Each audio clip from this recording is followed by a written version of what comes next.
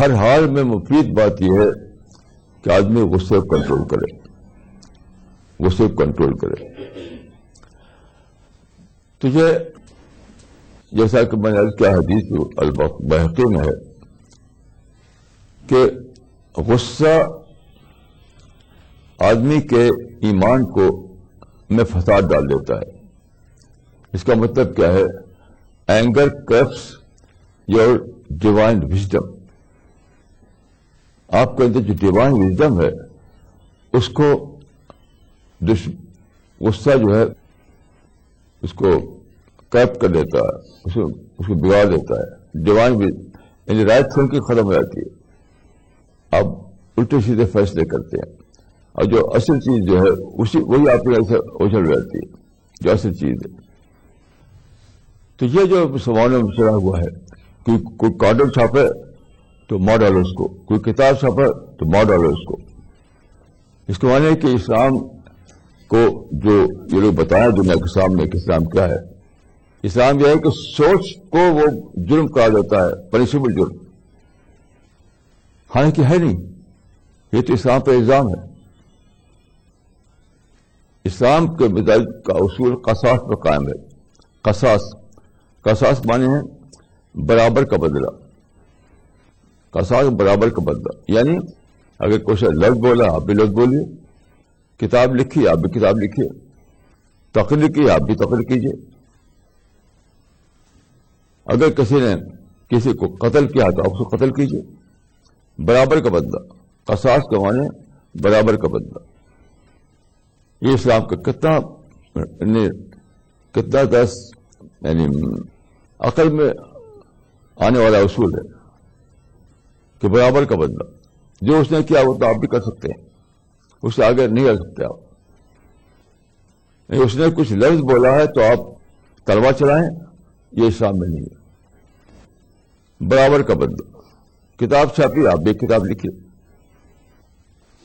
Statement دیا ہے آپ بھی اسٹیٹمنٹ دیجیے. ہاں البتہ وائلنس کرتا ہے، وہ کسی گدر مارتا ہے تو آپ کو حق ہے کہ اس کو گدر مارے. مطلب ایک فرد کو حق نہیں ہے، لیکن وہ کورٹ میں جائے گا اور اس کی ساری کارروائی ہوگی. جو ثابت ہو جائے گا تو جج کے فیصلے کے مطابق اس کو سزا دی جائے گی. تو مسلمان جو یہ سب دھوم مچا رہے ہیں اس سے ثابت کر رہے ہیں دنیا کے سامنے کہ اسلام تھاٹ کرائم میں بلیو کرتا ہے. تھاٹ کرائم یعنی سوچ کو بھی پنشبل جرم قرار دیتا ہے اسلام. کیسی عجیب بات ہے، کیسی عجیب بات ہے کہ اسلام کو بدنام کرنے کا کام کون کر رہا ہے؟ مسلمان کر رہے ہیں. عام طور پر سمجھا جاتا ہے کہ اسلام کو بدنام کر رہا ہے میڈیا. نہیں، میڈیا نہیں بدنام کر رہا ہے، اسلام کو بدنام کر رہے ہیں مسلمان. غضب جو ہے، غصہ آپ کے وژڈم کو چھین لیتا ہے. غصہ آپ کے اندر سے رائٹ تھنکنگ ختم کر دیتا ہے. اور یہ صرف ایک واقعے کی بات نہیں ہے، یہ بار بار مسلمان کر رہے ہیں. ابھی میں نے ایک آرٹیکل لکھا ہے صلاح الدین ایوبی کے ایک واقعے کو لے کر. آپ جانتے ہیں کہ صلاح الدین ایوبی 12ویں صدی عیسوی کا آدمی تھا. اس نے جو تھرڈ کروسیڈز ہیں اس میں اس نے بہت زبردست رول کیا تھا، اور اس کی وجہ سے تھرڈ کروسیڈ میں مسلمانوں کو جیت ہوئی تھی. تو اس کا ایک واقعہ آتا تاریخ کی کتابوں میں کہ تھرڈ کروسیڈ میں کرسچن سائڈ سے ایک ہوتا تھا جنرل، اس کا نام تھا ریجینالڈ. تو اس دوران میں جب کہ لڑائی چل رہی تھی تو ریجینالڈ نے ایک بار ایک مسلم کارواں کو پکڑا، اور مسلم کارواں کو جو بھی کیا ہو، مارا پیٹا ہو، لوٹا ہو، جو بھی کیا ہو. تو اس وقت اس نے یعنی جوش میں آ کر ریجینالڈ نے کہا مسلمان سے کہ بلاؤ محمد کو، وہ تمہاری مدد کرے. کال محمد ٹو سیو یو. تو محمد نے کہا کہ میں نہیں جاؤں گا. میں نے کہا کہ تم جاؤ. تو محمد نے کہا کہ میں نہیں جاؤں گا. میں نے کہا کہ تم جاؤ. تو محمد نے کہا کہ میں نہیں جاؤں گا. میں نے کہا کہ تم جاؤ. تو محمد نے کہا کہ میں نہیں جاؤں گا. یہ آتا ہے کتابوں میں. تو یہ جو اس نے کہا تھا کہ بلاؤ محمد کو تمہاری مدد کریں، یہ خبر پہنچی صلاح الدین ایوبی کو کہ بہت غصہ ہو گئے، بہت غصہ. ان کا اچھا ٹھیک ہے میں اس کو قتل کر کے رہوں گا. تو آخر میں کیا ہوا کہ ہتین میں مشہور جو ہے جنگ ہتین بڑا ہے تو یہ نو ہتین میں ایک لڑائی ہوئی جس میں صلاح الدین ایوبی نے بہت بڑا رول تھا ان کا. تو اس میں مسلمانوں کو جیت ہوئی اور اس میں ریجنال پکڑا گیا. ریجنال گرفتار ہو کر کے صلاح الدین کے پاس لایا گیا اس کے ٹینٹ میں. جب ٹینٹ میں وہ لایا گیا تو صلاح الدین ایوبی نے اس کو یاد دلایا کہ تم وہ شخص اس نے ایسا کہا تھا، تو دیکھو اب میں تم کو بتاتا ہوں، اس کا بدلہ لیتا ہوں تم سے. تو کتابوں میں آتا ہے کہ صلاح الدین ایوبی تلوار اٹھائی اور یہ کہہ کر اس کو قتل کر دیا کہ ہاں انا انتصر لمحمد علیہ الصلوۃ والسلام، یہ لوگ میں محمد کے طرف سے بدلہ لیتا ہوں. گردن مار دی اس کی.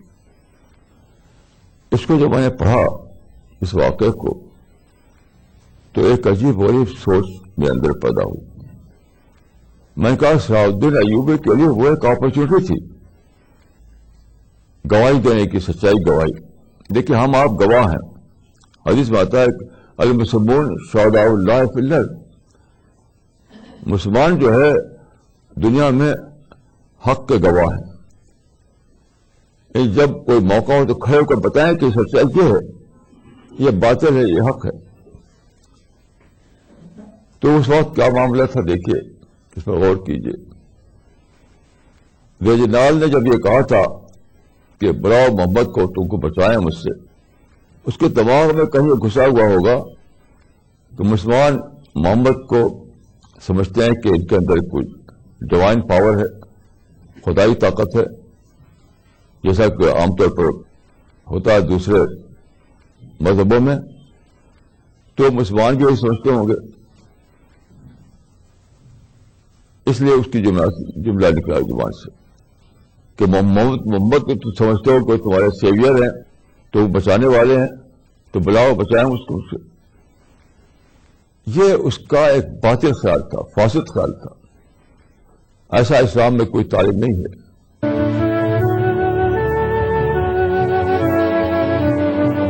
رہنمائے زندگی کیونکہ قرآن میں ہے کہ انما انا بشر مثلکم یوحی الی انما الہکم الہ واحد، کہ میں ایک بشر ہوں. یہ فرمایا پیغمبر نے، میں ایک بشر ہوں. صرف اتنی سی بات ہے کہ میرے پر وحی آتی ہے اللہ تعالیٰ کی طرف سے، اس لیے کہ میں اس کو تم تک پہنچاؤں. باقی طاقت، اختیار، قدرت یہ سب اللہ کا حصہ ہے، مجھے کسی چیز قدرت حاصل نہیں ہے. تو یہ کتنا بڑا اس کے اندر غلط فہمی تھی اسلام کے بارے میں کہ مسلمان سمجھتے ہیں کہ محمد جو ہے ان کے اندر کوئی خدائی طاقت ہے، جیسا کہ دوسری قومیں سمجھتی ہیں. جبکہ معاملہ یہ ہے کہ اسلام میں یہ عقیدہ نہیں ہے. اسلام میں عقیدہ ہے کہ صرف ایک اللہ تعالیٰ کو ساری طاقت حاصل ہے. تو اس وقت صلاح الدین ایوبی کے لیے ایک اپرچونٹی تھی گواہی دینے کے لیے. وہ کھڑا ہوتا کہ میں گواہی دیتا ہوں کہ طاقت صرف ایک اللہ کو ہے، محمد اللہ کے رسول ہیں، وہ خدا نہیں ہے. علماء کو بٹھاتا کہ سمجھاؤ اس کو، ریجنال کو، اس کی غلط فہمی دور کرو. مرنے سے پہلے وہ جان لے کہ سچائی کیا ہے. لیکن بس تلوار اٹھائے گردن مار دی. کیوں؟ غصے میں آدمی کی عقل جو ہے کھو جاتی ہے. غصے میں آدمی رائٹ تھنکنگ سے محروم ہو جاتا ہے. یعنی تلوار آپ چلائے کر اپنے گردن مار دی تو کوئی کارنامہ نہیں ہوا یہ. لیکن اگر آپ کھڑے ہو کر کہتے کہ سن میں گواہی دیتا ہوں اس بات کی کہ ساری طاقتیں صرف اللہ تعالیٰ کو ہیں، وہی بچانے والا ہے، اور جتنے پیغمبر آئے انکلوڈنگ محمد وہ تو اس لیے آئے تھے کہ وہ ہادی تھے بس ہدایت پہنچانے کے لیے. طاقت اختیار یہ سب خدا کا ہے. تو اللہ کے لیے گواہی دینا تو بہت بڑا کام ہے, بہت ہی بڑا کام. تو جہاں موقع تھا اللہ کے لیے گواہی دینے کا اس کو بطور کا اپرچونٹی کو نہیں لے سکے. وہ کیوں؟ غصے میں عقل جو ہے آدمی کی چل جاتی ہے. دیکھیے یہ میں اس کا تعلق صرف مسلمانوں سے نہیں ہے, کسی کی کو بھی غصہ آ جائے تو عقل کھوئی جائے گی اس کی. یاد رکھیے یہ غصہ ہر ایک کے لیے برا ہے, چاہے مسلمان ہو یا غیر مسلم ہو. جو بھی غصے میں آئے گا اس کی عقل کھوئی جائے گی. اور سب سے بڑا نقصان جو غصے کا ہے وہ کیا ہے کہ ہم اپرچونٹی کو بھول جاتے ہیں اور صرف وائلنس, انتقام, یہ ہمارے دماغ پر چھا جاتا ہے. اس کی سب سے بڑی مثال جو اس 200 سال کے اندر ہوئی ہے, 200 سال, کہ یورپین قومیں ایشیا اور افریقہ میں داخل ہو گئی.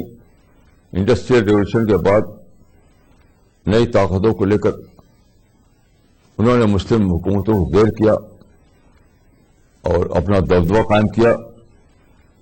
آپ جانتے ہیں کہ آٹومان امپائر ختم ہوئی, مغل امپائر ختم ہوئی اور بہت سی حکومتیں ادھر ادھر جو ختم ہوئی, انہوں نے دبدبہ قائم کیا اپنا. اب مسلمان صاحب غصے میں آ گئے, ساری دنیا کے مسلمان غصے میں آ گئے اور لڑائی چھیڑ دی. ملا کچھ بھی نہیں.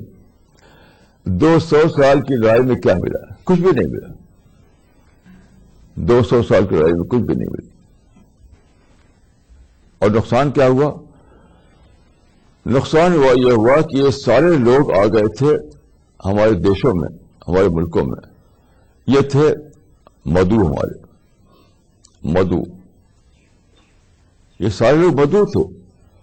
یورپین قومیں جو آ گئی تھیں مسلم ملکوں میں کولونیلزم کے زمانے میں, نوآبادیاتی دور کے زمانے میں, تو یہ تو مدعو تھے ہمارے. مدعو خود آ گیا دائی کے پاس, اب ان کو دعوت دو. اسی کا نتیجہ دیکھیے یہ ہے کہ اس زمانے میں ایک بہت بڑی انڈسٹری نکلی ہے جس کو کہتے ہیں ٹورزم, سیاحی کی انڈسٹری. پہلے ایسا نہیں ہوتا تھا کیونکہ کمیونیکیشن جو ہوا, کمیونیکیشن آیا, سواریاں آئیں اور آسانی ہو گئی آنے جانے میں, گلوبلائزیشن ہوا, تو ایک نیا ایک سلسلہ پھر ہوا سیاحی کا. لاکھوں لاکھ لوگ یہاں سے وہاں جانے لگے. اب مسلم ملکوں میں سیاح بھی آنے لگے بہت زیادہ. لیکن مسلمان ان سیاحوں کو نیگیٹو نظر سے دیکھتے ہیں, سمجھتے ہیں کہ سب سائنسی ہیں, ہمارے دشمن ہیں. یہ لوگ آتے ہیں ہمارے کلچر خراب کرنے کے لیے, بم مارتے ہیں, حالانکہ وہ تو مدعو ہیں. یہ سارے لوگ آپ کے مدعو ہیں. مدعو خود آپ کے ہاں آئے ہوا ہے. اللہ تعالیٰ نے اس امت کے لیے جو سب سے بڑا انعام رکھا ہے امت محمدی کے لیے وہ ہے دعوت اللہ. دیکھیے نماز پڑھیں تب بھی ثواب ہے, روزہ رکھیں تب بھی ثواب ہے, حج کریں تب بھی ثواب ہے. لیکن اگر آپ دعوت اللہ کام کرتے ہیں تو سب سے بڑا ثواب ہے, سپر ثواب ہے وہ. تو اللہ تعالیٰ نے اس زمانے میں مدعو کو خدا کے پاس بھیج دیا. ساری دنیا میں یورپ کے لوگ, امریکہ کے لوگ گھسے ہوئے ہیں اپنے بزنس کے لیے, سیاحی کے لیے, تعلیم کے لیے, مختلف اس کے لیے. تو ان کو آپ ایک دعوی اپرچونٹی کے طور پر لیجیے اور ان کو دعوت دیجیے, تو کتنا بڑا ثواب اللہ تعالیٰ کے ہاں مقدر ہے آپ کے لیے. دعوت اللہ کا ثواب, شہادت اور ناز کا ثواب, لوگوں تک سچائی پہنچانے کا ثواب, انذار اور تبشیر کا ثواب. لیکن کیا ہوا؟ بس غصے میں آ گئے, نہیں یہ تو دشمن ہے, یہ تو ہمارے ملکوں میں آ گئے ہیں، ان کو مارو، ان کو بھگاؤ. تو یہی تو ہے کہ غضب آتے ہی ڈیوائن وزڈم ختم ہو گئی. ڈیوائن وزڈم ختم ہونے کا مطلب یہ ہے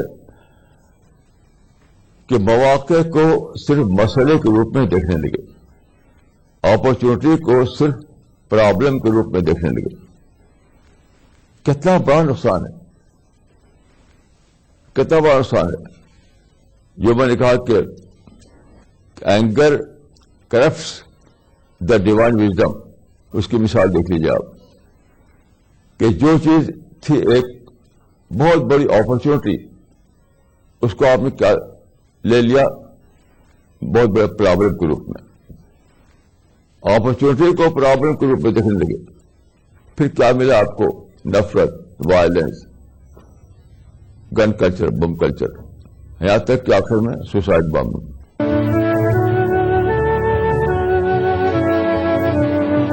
رہنمائے زندگی.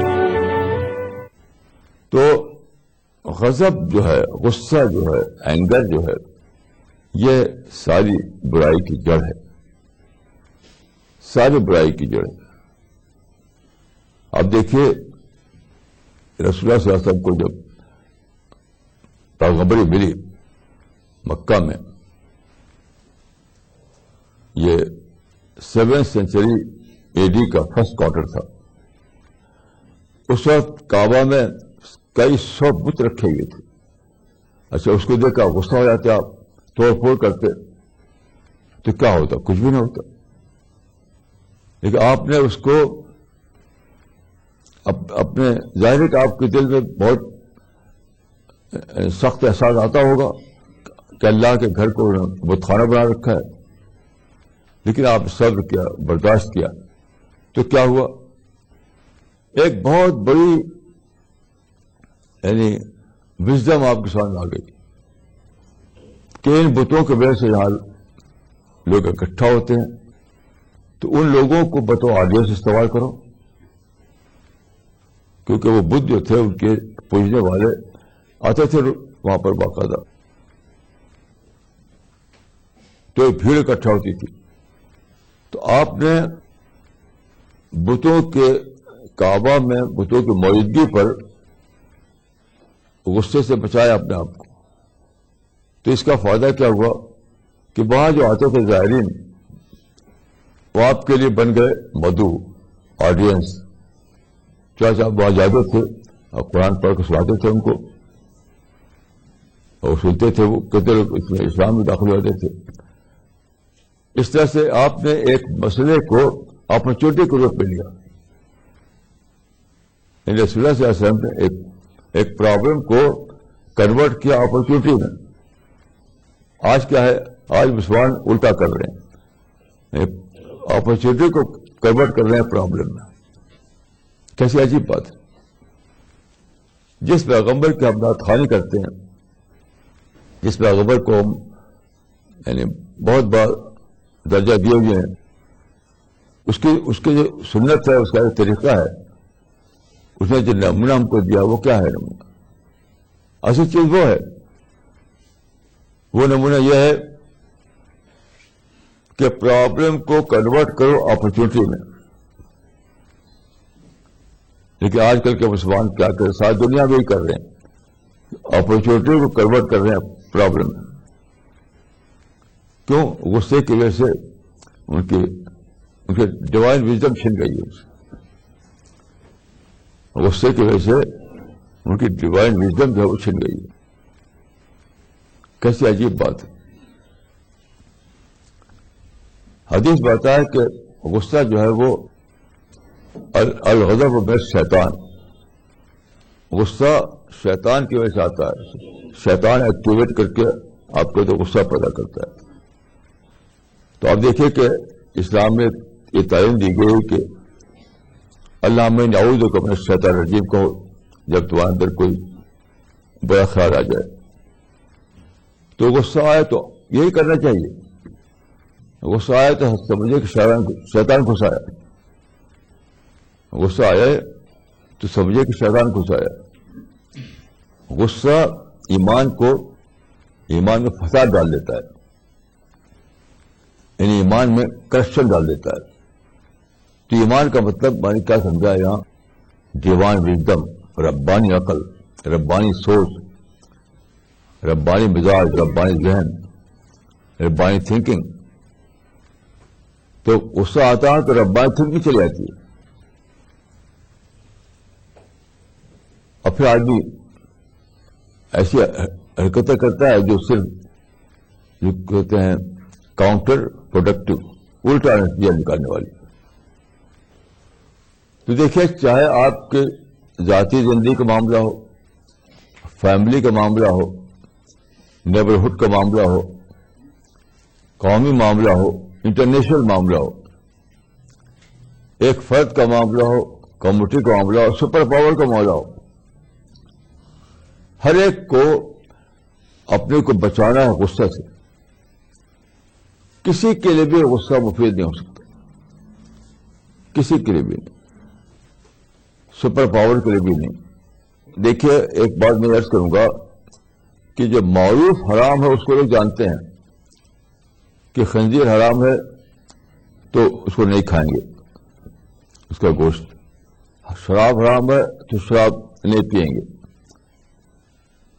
لیکن کیونکہ ان لفظوں میں کیا لکھا ہوا نہیں کہ غصہ حرام ہے، جس طرح خنزیر کے لیے لکھا ہوا ہے، تو سمجھتے ہیں کہ غصہ جو ہے آ گیا تو آ گیا.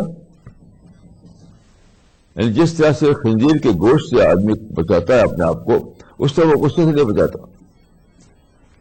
تو عام طور پر لوگ اس وقت تو قومی مزاج غصے کا مزاج بن گیا ہے، لوگ بھڑکتے ہیں باتوں باتوں میں. تو جس طرح سے آپ بچتے ہیں شراب سے، جس طرح سے آپ بچتے ہیں خنزیر سے، اسی طرح سے آپ کو بچنا ہے غصہ سے. کہ غصہ آیا، نفرت آئی، انتقام آیا، تشدد آیا، یہاں تک کہ لڑائی آئی، یہاں تک سوسائڈ بامبنگ آ گئی. تو